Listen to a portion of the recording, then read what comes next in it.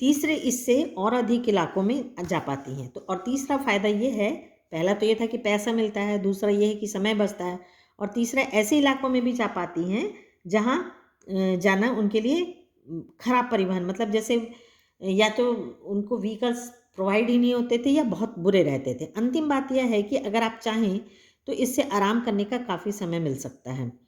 जिन छोटे उत्पादकों को बसों का इंतजार करना पड़ता था, बस स्टॉप तक पहुंचने के लिए भी पिता, भाई, पति या बेटों पर निर्भर रहना पड़ता था, वे अपना सामान बेचने के लिए कुछ गिने चुने गांव तक ही जा पाती थीं। कुछ को पैदल ही चलना पड़ता था।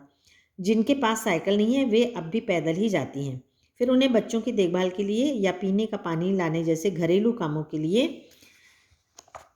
भी जल्दी ही भागकर घर पहुंचना पड़ता था। अब जिनके पास साइकिलें हैं वे सारा काम बिना किसी दिक्कत के कर लेती हैं। इसका अर्थ यह है कि अब आप किसी सुनसान रास्ते पर भी देख सकते हैं कि कोई युवा माँ, युवा मतलब यंग मदर जो है, वो साइकिल पर आगे अपने बच्चे को बैठाए, पीछे कैरियर पर सामान लादे चली आ रही है।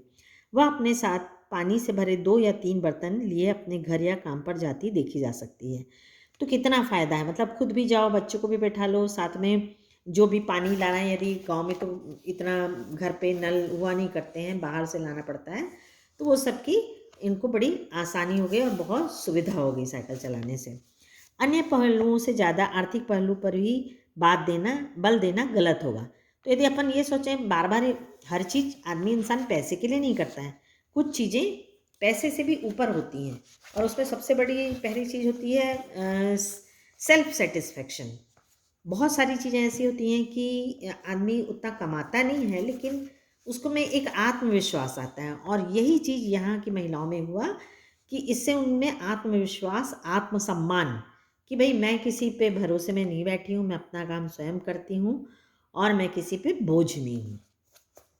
साइकिल प्रशिक्षण से महिलाओं के अंदर आत्मसम्मान की भावना पैदा हुई है। यह बहुत महत्वपूर्ण है।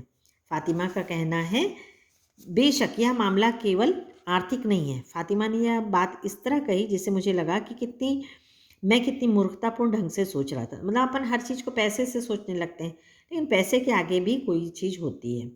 तो लेखक भी यही सोचता है कि शायद पैसे के कारण ही यहाँ की महिलाओं को ये करे हैं। उससे आगे कहा, साइकिल चलाने में मेरी कौन सी कमाई होती है, मैं तो पैसे ही गंवाती हूँ। मेरे पास इतने पैसे नहीं हैं कि मैं साइकिल खरीद सकूं, लेकिन हर शाम मैं किराए पर साइकिल लेती हूं ताकि मैं आज़ादी और खुशहाली का अनुभव कर सकूं। तो कुछ चीज़ें ऐसी होती हैं कि इंसान अपनी खुशी के लिए करता है। तो वो फातिमा क्या थी, वो किराए की साइकिल लेती थी। क्यों लेती थी? उसमें तो उसको पैसे लगते थे, इसलिए कि वो खुश होती थी और उसको ऐसा लगता था कि मैं फ्री हूँ। पुड्डुकोट्टई पहुंचने से पहले मैंने इस विनम्र सवारी के बारे में कभी इस तरह सोचा ही नहीं था। मैंने कभी साइकिल को आज़ादी का प्रतीक नहीं समझता था। तो अपन भी कभी नहीं सोच सकते थे कि साइकिल इतनी बड़ी क्रांति ला देगी। एक महिला ने बताया, लोगों के लिए यह समझना बड़ा कठिन है कि ग्रामीण महिलाओं के लिए यह कितनी बड़ी चीज़ है। उनके लिए तो यह हवाई जहाज उड़ाने जैसी बड़ी उपलब्धि है। अब अपन तो यहाँ देखते हैं कि यहाँ महिलाएं कार चला रही हैं, स्कूटी चला रही हैं, छोटी छोटी लड़कियाँ चलाते रहती हैं, लेकिन गांव में अभी भी बहुत पिछड़ापन है।